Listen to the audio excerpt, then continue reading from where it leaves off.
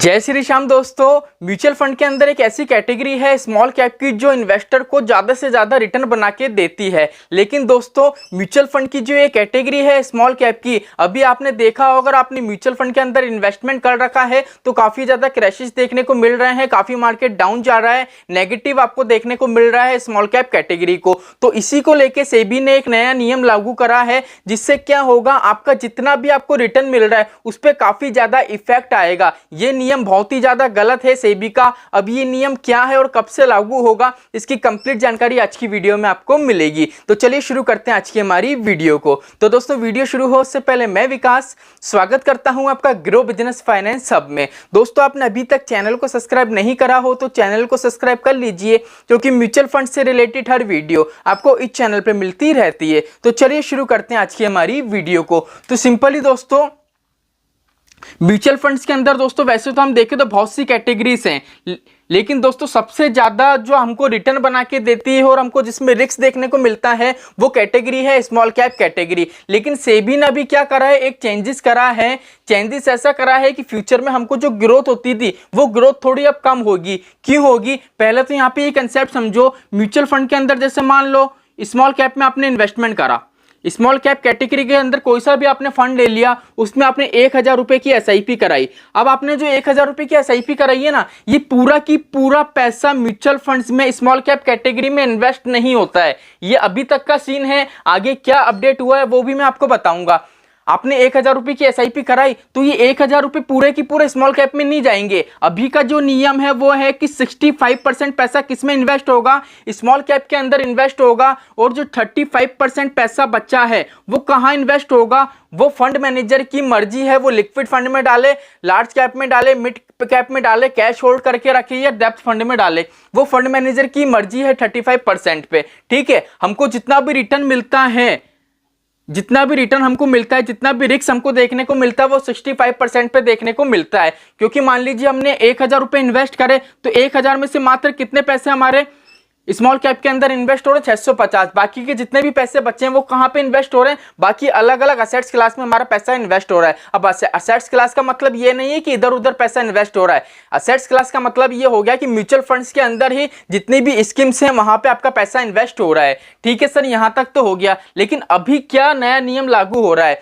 दोस्तों, अगर हम बात करें सेबी के चीफ की माधवीपुरी की, तो उनने क्या करा है दोस्तों, सोमवार को जो बैठक हुई थी उसमें यह बताया है कि म्यूचुअल फंड्स के अंदर अभी जो बबल्स क्रैश देखने को मिल रहा है स्मॉल कैप कैटेगरी के अंदर, ठीक है, तो वो क्रैशेस क्यों देखने को मिल रहा है। पहली चीज तो ये है स्मॉल कैप कैटेगरी का दोस्तों जो मार्केट वैल्यूएशन है वो काफी ज्यादा बढ़ती जा रही है। इस वजह से इसका जो फंडामेंटल है वो प्रॉपर तरीके से ट्रीट नहीं हो पा रहा है। इसलिए इन्होंने क्या कहा है, जो ये परसेंटेज है 65%, इसको चेंज करने की बोला है। अब चेंज करने की क्यों बोला है, यहाँ पे दो रीजन आते हैं। यहाँ पे दो चीज आपके दिमाग में आएगी कि पहली चीज तो नई परसेंटेज कितनी होगी, और दूसरी की ये चेंज क्यों कर रहे हैं। तो दोनों के आंसर आपको इस वीडियो में मिल जाएंगे, कंप्लीट वीडियो वॉच करो। देखो पहली चीज तो ये है, अगर ये इसको चेंज करने की सोच रहे हैं तो नॉर्मल सी बात है, इसको बढ़ाएंगे तो है नहीं, ये इसको कम ही करेंगे। क्योंकि ये किस वजह से कर रहे हैं, क्योंकि मार्केट का जो वैल्यूएशन है काफी ज्यादा बढ़ता जा रहा है, तो उनको एक लेवल पर आके इसको रोकना है। इसलिए ये क्या करेंगे, इसको डिक्रीज ही करेंगे, इंक्रीज नहीं करेंगे।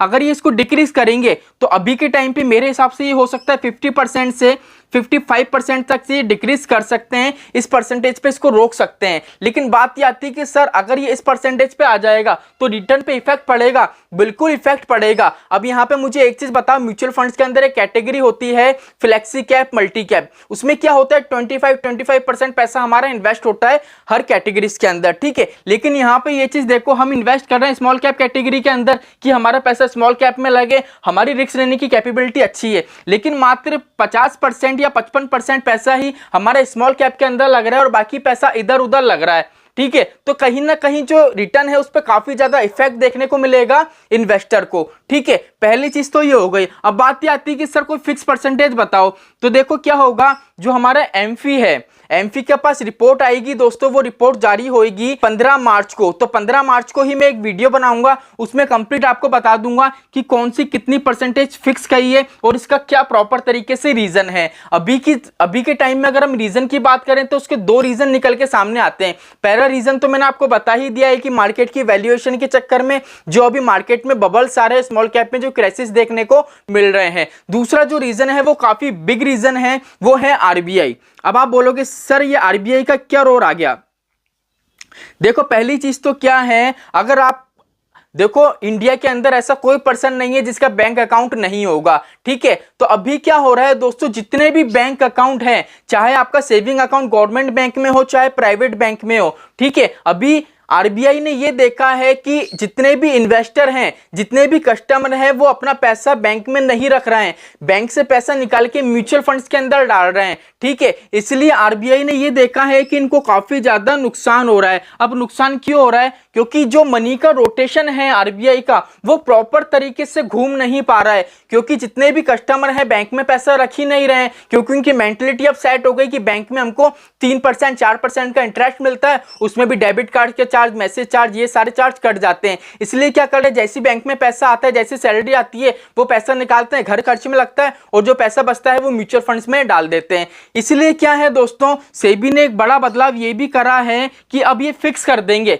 जैसे अभी तक तो फिक्स है, मिनिमम बैलेंस किसी बैंक का 1000 है, किसी का 2000 है, तो किसी का 2500 है, ठीक है। अगर हम प्राइवेट बैंक की बात करें तो किसी बैंक में जैसे एचडीएफसी है, रूरल बैंक की लो तो 5000 रुपए मिनिमम बैलेंस है। अगर हम इसके एचडीएफसी के मेन बैंक की बात करें तो उसमें 10,000 रुपए मिनिमम बैलेंस रहता है। तो आरबीआई का ये कहना है हमारा जो मिनिमम बैलेंस है हम इसको फिक्स कर देंगे और इसकी क्वांटिटी बढ़ा देंगे, एक अमाउंट बड़ा सा रख लेंगे कि इतना अमाउंट आपको बैंक में रखना ही पड़ेगा। तो ये काफी ज्यादा दिक्कत परेशानी देगा जितने भी हमारे लोग हैं जो बैंक, जिनका बैंक अकाउंट है, क्योंकि बहुत से ऐसे लोग हैं जो बैंक में पैसा नहीं रख पाते हैं, मिनिमम बैलेंस नहीं रख पाते हैं, तो उनको काफी ज्यादा दिक्कत परेशानी आएगी। अभी आरबीआई इसलिए कर रहा है क्योंकि बैंक के पास खुद के पास पैसा नहीं आ पा रहा है। पैसा आता है, ग्राहक क्या करते हैं, पैसा निकालते हुए म्यूचुअल फंड्स के अंदर जमा करा देते हैं। इसलिए क्या है दोस्तों, एक ये बड़ा नियम ये निकल के आया है कि अगर हम स्मॉल कैप की कैटेगरी है, म्यूचुअल फंड्स के अंदर जो सबसे ज्यादा इन्वेस्टमेंट होता है वो स्मॉल कैप कैटेगरी के अंदर होता है। अगर हम बात करें 2023 की, तो 2023 में 70% इन्वेस्टर ने पैसा इन्वेस्ट करा था स्मॉल कैप कैटेगरी के अंदर। तो इसीलिए कहीं ना कहीं ये नियम लागू करा जा रहा है कि जो परसेंटेज है इसको रिड्यूस कर दिया जाए, जिससे क्या होगा, इन्वेस्टर कहीं ना कहीं अपना पैसा म्यूचुअल फंड्स में ना लगाए, थोड़ा पैसा कम लगाए, जिससे बैंकिंग सेक्टर के पास भी पैसा पड़ा रहे।